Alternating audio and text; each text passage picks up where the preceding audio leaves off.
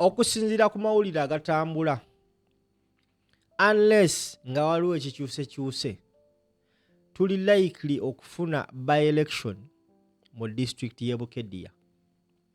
Bampita Kali Lugambo Promax. Simple MC njagala otambuze video eno.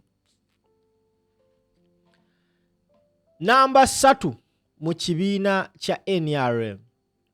Second National Vice Chairperson omukyala Anita Mong. Okusinziira ku mawulire agasaculatinze ku social media nga gafulumiddwa omwami amanyikibwa nga Nsereko Muhammad.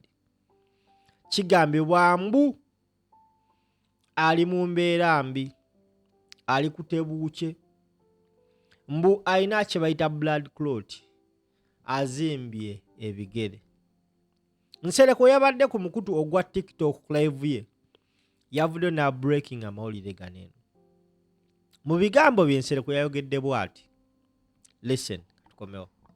Interact with you, but also inform you that Honorable Elias Lukwago is extremely ill, and the Right Honorable Anita Mong is very, very sick. She can't walk, she has swollen feet, she has a clot. She's carrying a clot.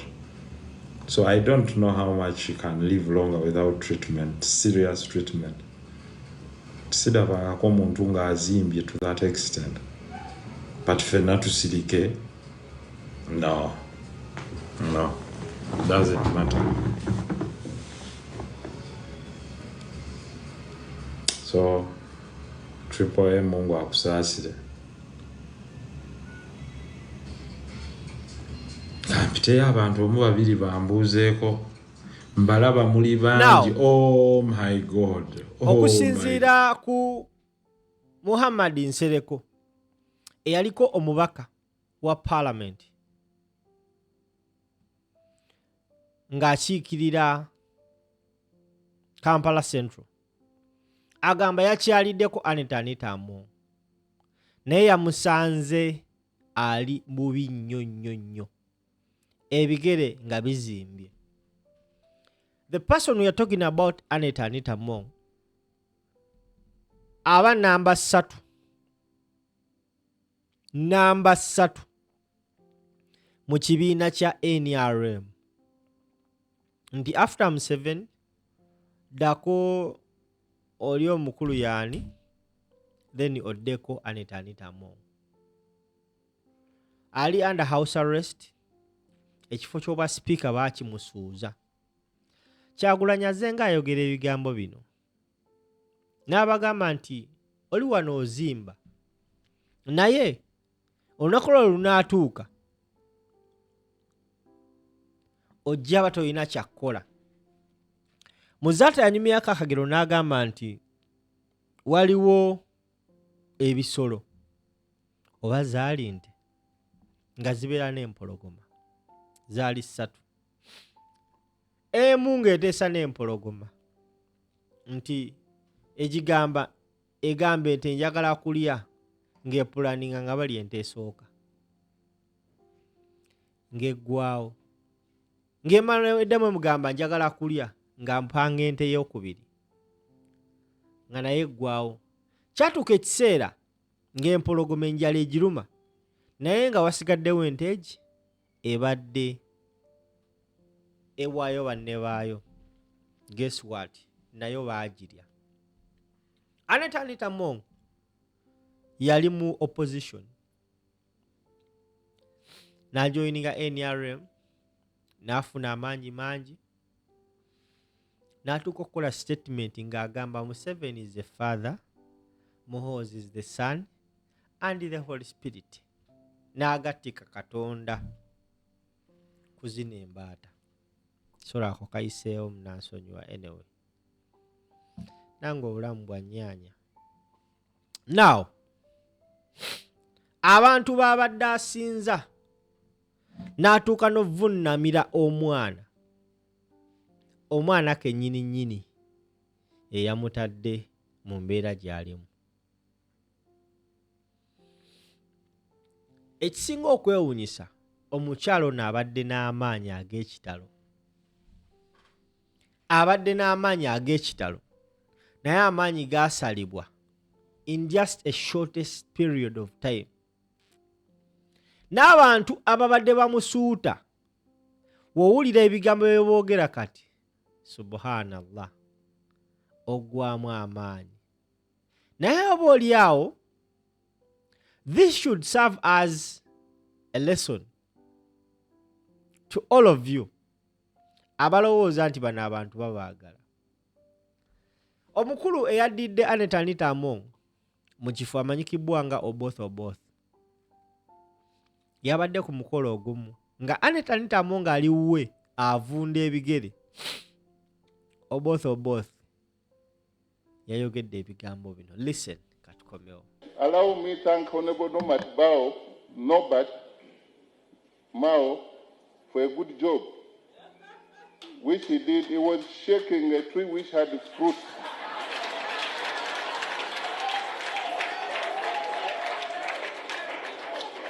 He was shaking me. I was not even interested in the fruits.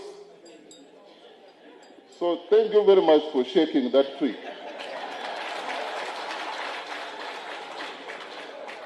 I am sure that you've not moved far away from that tree, and you will benefit from the fruits that are falling from that tree.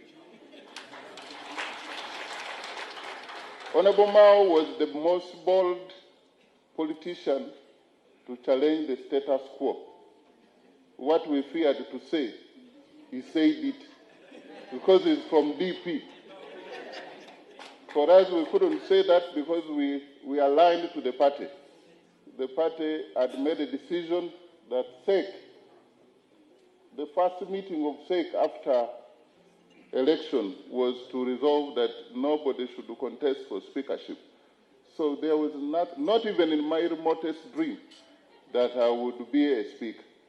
But now, here I am.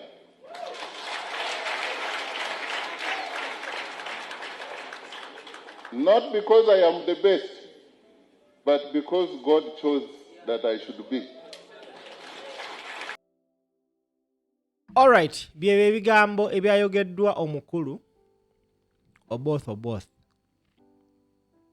Akulaga nti nabo ebbanga lyonna baali beetamwa dda omukyalo ono Anita Among. Naye ne yeebaza Norbert Mao eyatandika olutalo olw'okufubutula omukyalo ono oba oli awo mu ntebe Oboth gy'ali mu kweyagaliramu essaawa zino. Njagala owulirize vidiyo eno. Anita Among obulwadde bwe bwalaminze eggwanga n'omukutu ogumanyikibbwa nga ogwa Parliament Watch kuvuddeyo ne gupositinga ku nsonga ya Anita Among. We bataddeyo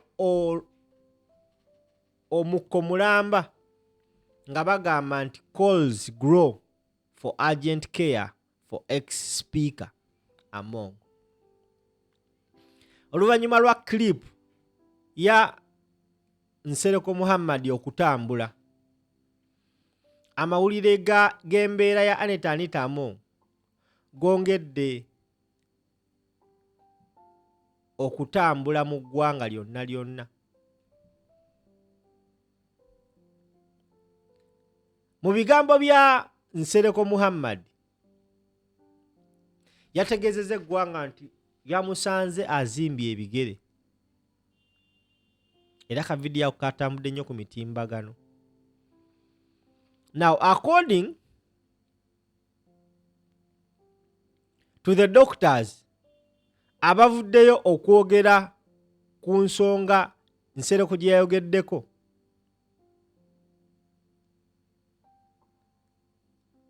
medical expert omu amanyikibbwa nga Dr. Davis Mugambe mbw'avuddeyo okunnyonnyola situation ya Anita Among. Bakugamba nti media experts caution that visible swelling of the lower limb, edema, is a symptom with many causes and can be reliably attributed to conditions such as prolonged confinement without clinical assessment. Several swelling can be caused by deep vein thrombosis, said Dr. Mugambe, a Kampala-based private practitioner. Prolonged immobility is a recognized risk factor for DVT, but so are heart, kidney, and liver disease, lymphatic problems, medication, and inherited clotting disorder without Doppler ultrasound scans and blood tests is immediately inappropriate to conclude what is causing the swelling.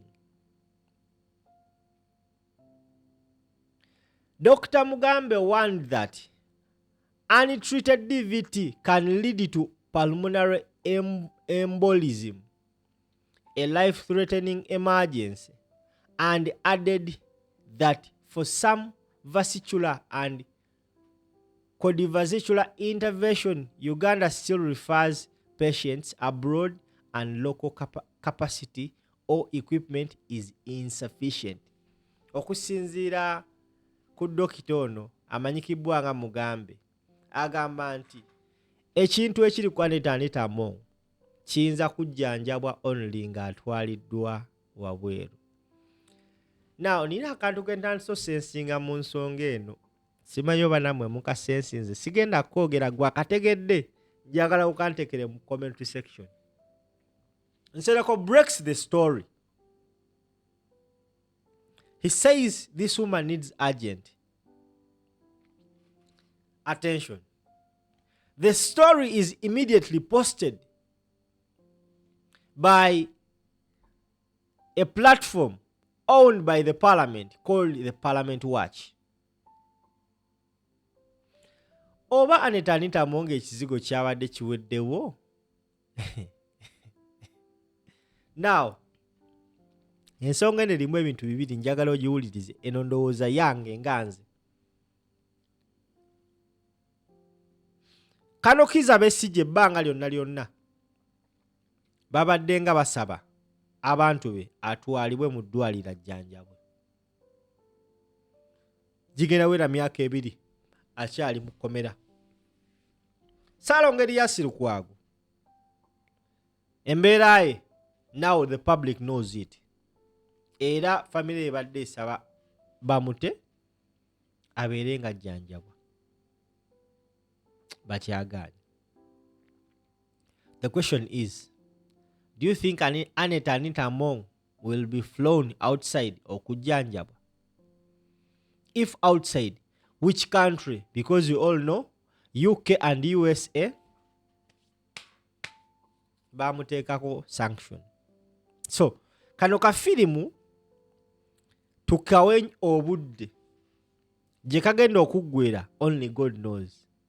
Nze ndiwo katunulira nakagoberera era ndi wano bategeeza nti ngenda kabatuusaako. But remember, Anita Among namba 3 mu NRM.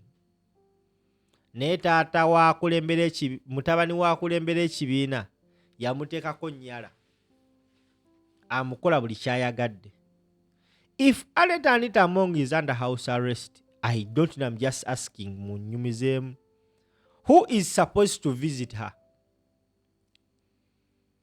Nsereko ye yagenze n'amukyalira, ndowooza alabika kyaliwe ennyondo yamukyalira. Sinamanya bulungi criteria z'okuba nga okyalira omuntu ali mu house arrest. I don't know. Ndowooza twetaaga okuba nga tusomesebwa. Nkyalina endowooza egamba nti waliwo wano firimu ezannyibwa mu bbanga ttono nnyo. I'm yet to confirm it. Naye I cannot rule out the news that is moving. Nze ndiwo kubawa lugambo ge tufuna galaga nti omukyala Anita Among eyali ow'ekitalo ennyo. Something you need to know about this woman was very strong. Yakolera abantu bano buli kimu. n'atuuka n'oyisa amateeka agateetaagisa okusanyusa abantu baneeno. Kuba buli nsonga etuuka mu Uganda, bannayuganda etuwa ekyokuyiga. Gwe wonna ali yawoggana akuutira abantu bano akakookolo, ono Anita Among yalina amaanyi ng'alagira n'omuntu afe n'afa. Ono yalina influence eyatuuka okugisa omuntu mu National Voters Register olw'okuba yali amuvuganya. We are talking about that person. Twogera ku muntu eyayingira mu kibiina nga tannaba nakiwezaamu na myaka giwera 10.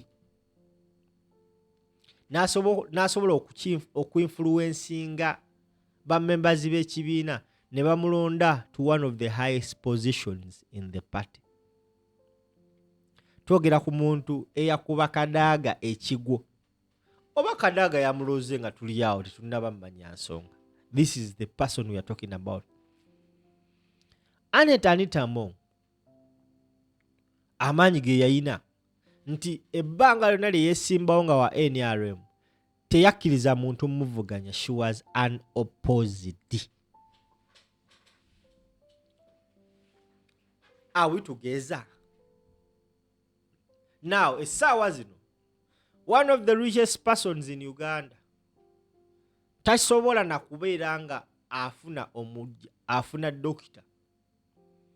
Bwe biba ng'ebigambo byansereko bituufu nti azimbye amagulu, kirabika n'essusu alabika agenda kuzimba. Ekisinga okwewunyisa, Nsereko breaks the story. Omwami Hashim Magogo tannavaayo kwogera na kwekubira mulanga ku nsonga eno. Kyova n'agamba ensonga eno ya Anita Among tulina ogigenda siro but sure. Yes. Naye ne webanga ka diversion katuyambako okulaga abantu. Nze nabagamba buli kye bakola nga balowooza kigenda kuba nga kitubuzaabuza. Ffe bannayuganda tukifunamu, tulina kye tukifunamu. Kati gwale abadde alowooza nti bano abasajja balungi. You have gotten a chance to see what they have done to that person abadde abasuuta. Anita Among. Kati musinga emirembe gye nnina gisinga ne gijja emirundi 10. Nze nsobola okulya ku kikomando kyange waneeno. Nsobola okunywa ku tuzzi. Kwegamba neeyagala. Kategedde. Naye abadde one of the strongest person in Uganda. Nga waaba ayitaawo oyinza olowooza Museveni ayitawo. Essaawa zino ali mu kwegayirira ggwanga. Nzere kwaba yagenze ewuwe bateekwa okuba nga baatudde. It is very possible. Kati nkunyumiza ebintu bino bibiri. Wekiba nga kituufu Nsereko yagenze Anita Among n'amulaba. Ateekwa okuba nga baateesezza kino kyogereko kijje mu mawulire. Remember, Among abadde abuze mu mawulire nayo nsonga nkulu. Abadde takyayogerwako. The only way you can talk about Anita Among mu mawulire either nga afudde oba nga mulwadde muyi nnyo. Among comes back in the news. Jjukira yalayizibwa ng'omubaka omukyala akiikirira abantu b'e Bukedya.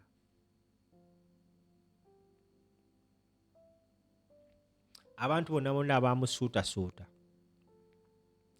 Even Nammere eyawogganira ensi ku Anita Among could not go to her place n'amulaba embeera gy'alimu okubreakinga that story. Ali eri yasamira bantu. Kino kye bayita omuntu essaawa yonna akyuka.